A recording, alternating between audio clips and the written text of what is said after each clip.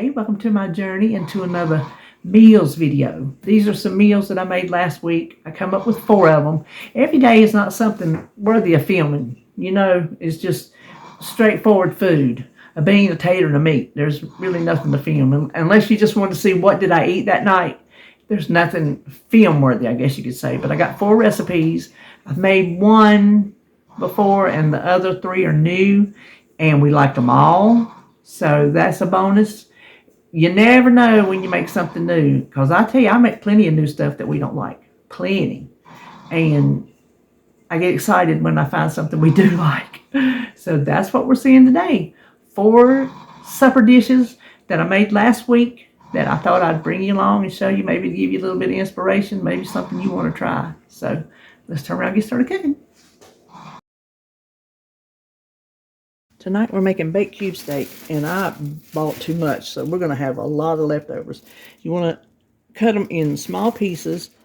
Get you a big baking dish, or according to how much steak you have. You're going to shake them in flour and just stick them in the baking dish. So let me do all these. Okay, now we're going to take a can of golden mushroom soup and 1 can of water. And mix it together. Now you can see how much steak I have in here. I had to make a second layer, which is not really ideal, but I didn't have a choice. Like I said, I just ordered too much. It's just hard for me to picture in my head when I say how many pounds of something I want, what it's going to look like until I get it. And I had already thought it out because it didn't look like much in them little packs. And when I cut it up, it was a lot. So, like I say, we'll have lots of leftovers. Okay.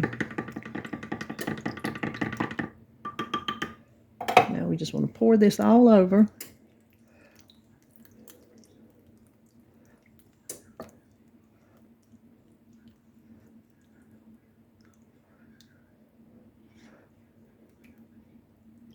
And then we're going to cover it very tightly with foil. I'll take it out of this thing. You don't bake with this basket. It's just my put it in there after it's cooked, and you can keep it off your counter.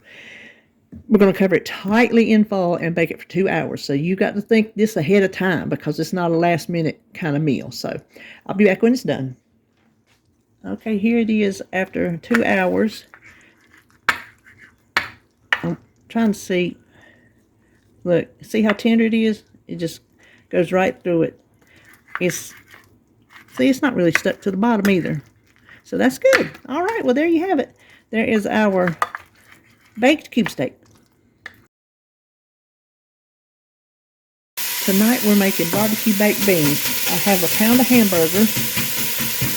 I'll chop it up just a little bit.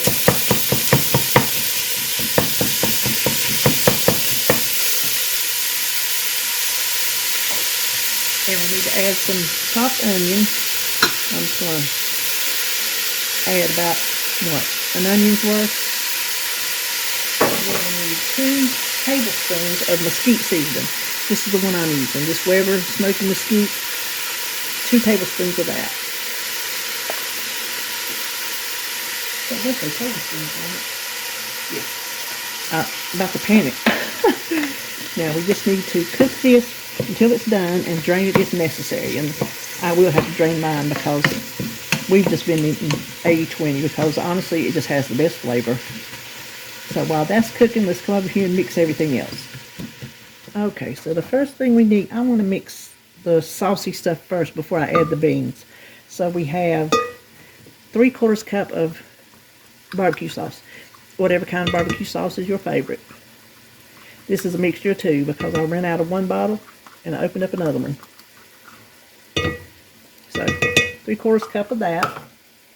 3/4 cup of brown sugar. 1/4 cup of molasses, and I sprayed it so it would come out easier. I sprayed the little measuring cup here so it would come out easier. Then 2 teaspoons of dry mustard. Now I just want to stir this around until I can get that brown sugar to dissolve. Okay, I think I got that good enough. There's a few little clumps, but I think they'll be all right. Then you need 2 28-ounce cans of baked beans, and I'm using Bush's Original, the juice and everything. We will just stir this together till it's good and combined, and then we'll just let it sit here until our hamburger is done.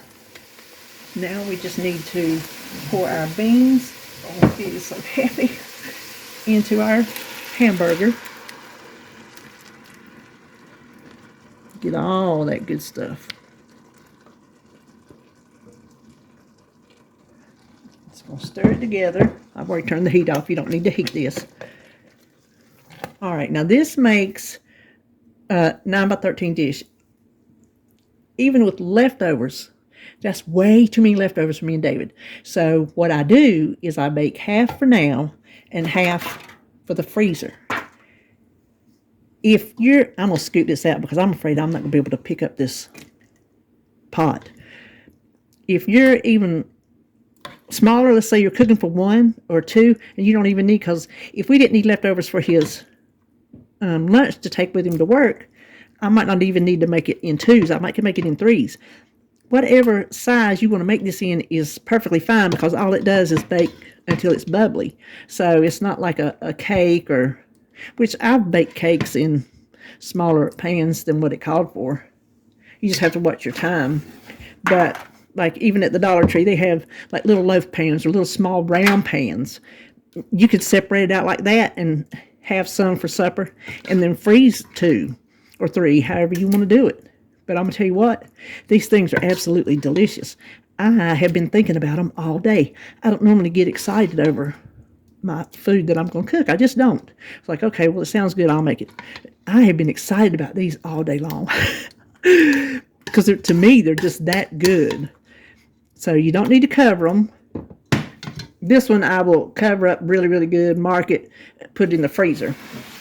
To bake it, you just thaw it and do it just like we're going to do this for 20 minutes or until it's bubbly.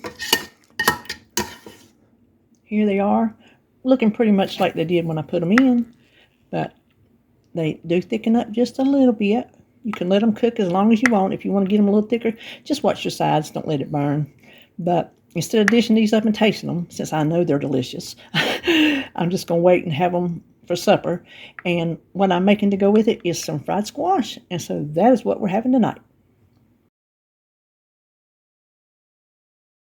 So tonight we are making broccoli and cheese stuffed potatoes. I have the potatoes in the oven.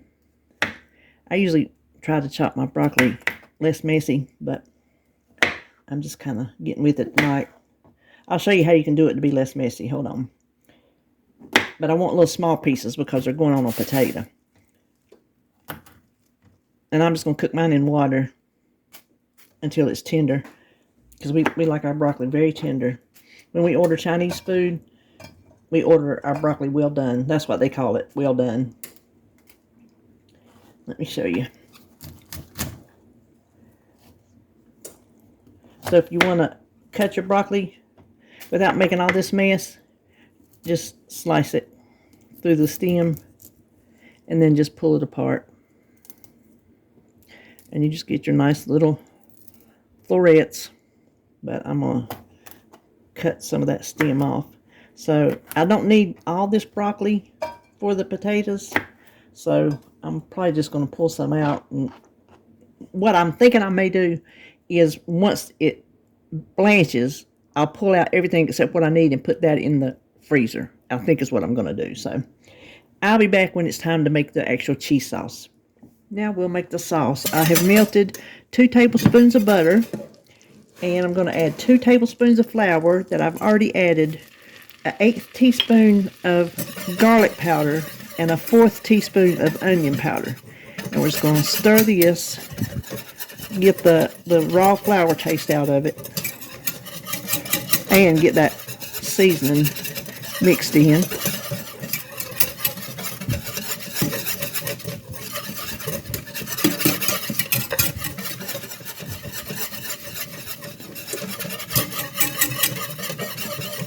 Okay, now I have a cup of milk that I'm going to slowly pour in and whisk so it doesn't get lumpy.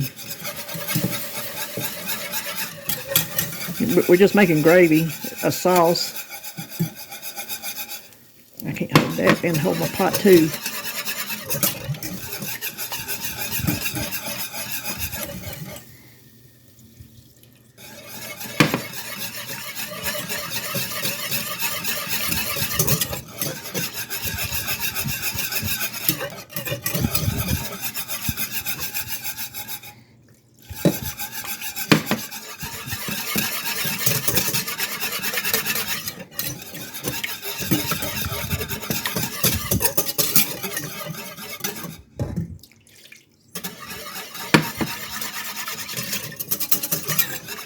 Now we're just going to let this thicken up just a little bit before we add our cheese. And I will add a little salt and pepper.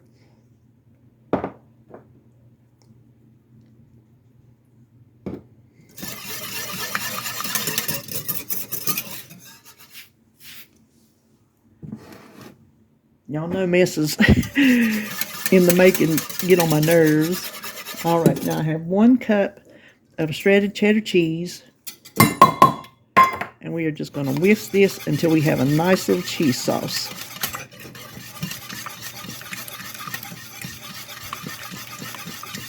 And I have 3 potatoes in the oven. So this is enough for 3 potatoes. We'll turn that burner off because these burners stay hot for a long time. That looks really good and blended. Now I'll add back in our broccoli. Stir it up and it's done. It is ready to go on our potatoes. So when they get done, I will plate it up for you. Okay, I tested my tater here and it's done. Whew, and it is scalding hot. I'm not even going to touch it. I'm going to do it like this. Too hot for me. Okay, I do want a little bit of salt. And I want some butter, but I'm just going to use the spray butter. But I do want a little some on my tater before I put the broccoli and cheese on there. And then we'll just give it a good little scoop. And there we have it. A delicious broccoli and cheese stuffed potato. Tonight we're going to be making chicken puffs. Now I've already cooked my chicken. I cooked it in the Instant Pot. And I used chicken thighs because I had more of that than I did breast. But you can use breast. And cook it any way you want to do it. Just as long as it's cooked before we put it in the recipe. And I'm going to shred it using my hand mixer.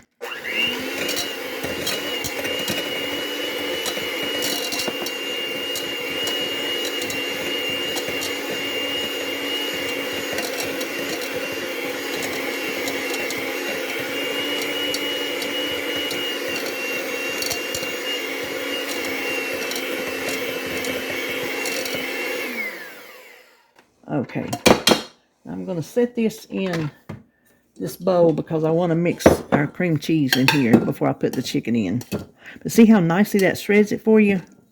It is the way to go. Now, oops, I forgot I need to melt 4 tablespoons of butter, so hold on. Okay, while I was melting that, I put 8 ounces of softened cream cheese. It's really softened. I'm going to add my 4 tablespoons of melted butter, and let me get it, a 1/4 cup of milk. I want to blend this together. Okay, I got that done, and it's not 100% smooth, but I think it's smooth enough. Now I want to add my chicken back in, and a little bit of salt, because that chicken, I didn't put anything on it. And the recipe said accent. Where's my accent? There it is. To taste. And accent is MSG, but if you don't have a problem with it, then you can use it. Some people have a problem with it, some people don't. We don't. So I just want to mix this together really well. Now I am preheating my oven to 350. You know what? I think it sounds like some onion and garlic powder might be good, because I'm thinking that just sounds kind of boring. So this is onion powder.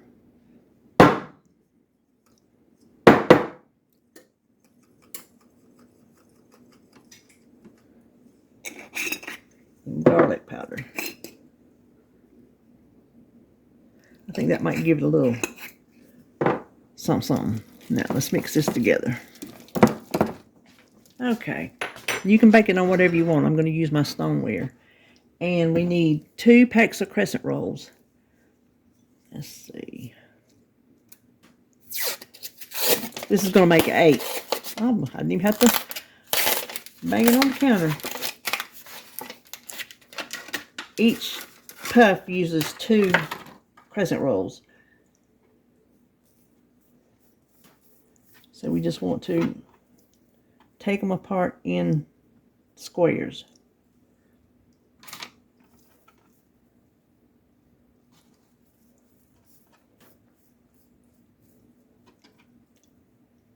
And we want to pinch the seam together.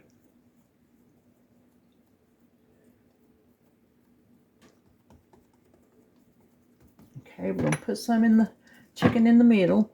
Now, the part that I'm not sure about is it says pull up around chicken and then cook seam side down. So I don't know if they mean like bunch it up in like a little, you know, pouch. I don't really know what they mean. I am going to interpret it my way. And if it don't work, well, that's on me. That's all I know to say. I'm just going to fold it over like that and pinch the seams together. That just seems to be like the easiest, simplest way to me. And hopefully they'll stay together. And then I'm just going to put that over here. Uh-oh. Now, I pinched it together on one side. I guess maybe we're going to have to turn it over and pinch it on both sides. Did you see how that popped back open? Oh, good luck. Okay, what I decided to do, and I did go over both sides, is I'm going to show you.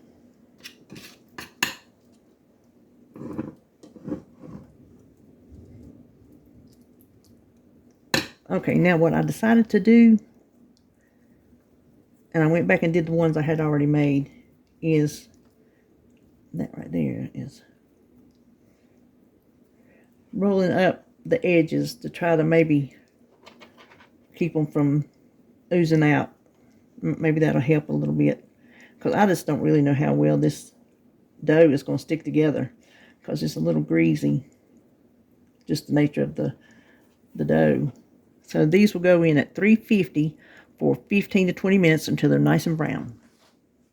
All right, here they are. I let them go like 17 minutes, and look, none of them, even though the seam is a little loose, none of them busted open anywhere. None of the filling oozed out. So let me slide these over a little bit, because we're going to cut one open. I'll let them sit here a few minutes. Maybe let that filling set up a little bit. Ooh, that's going to be good. Look at that. That cream cheese all nice and melty. Oh, that's going to be yummy. Look at that. Hold on, let me taste it. Well, my. That little thing is good. Definitely do the onion powder and the garlic powder. That give it a little extra. That is good. And normally I don't make things that take extra steps, but that was really easy. It was no trouble at all, really. So I recommend them. Our chicken puffs. So that was supper tonight. I'm going to have some lima beans with it, though.